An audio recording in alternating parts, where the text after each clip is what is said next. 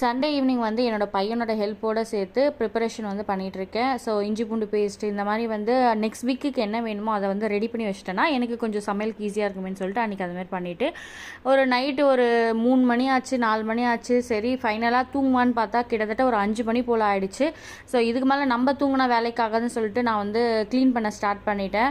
அதே மாதிரி வந்து இன்றைக்கி ஹாஸ்பிட்டல் போகிற வேலை இருக்குது. இன்றைக்கி வந்து பீடியாட்ரிஷியன் கிட்டே அவனுக்கு அப்பாயின்மெண்ட் இருக்குது.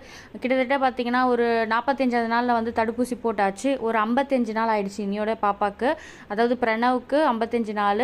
அவனுக்கு வந்து பார்த்திங்கன்னா வெயிட் நல்லா இருக்கானா, ஃபீடிங் கரெக்டாக தான் கொடுக்குறேனா, பாப்பா ஹெல்த்தி ஓகேவா அப்படின்னு சொல்லிட்டு தான் கேட்க போகிறோம். போகிற வழியில் வந்து எனக்கு ஃபலூடா வாங்கி கொடுத்தாரு. ஏன்னா நைட் ஃபுல்லாக ரொம்ப கண்ணு முழிச்சு பார்த்ததுனால ஸ்ட்ரெஸ்ஸாக இருந்தேன்னு சொல்லி அதை வாங்கி கொடுத்தாரு.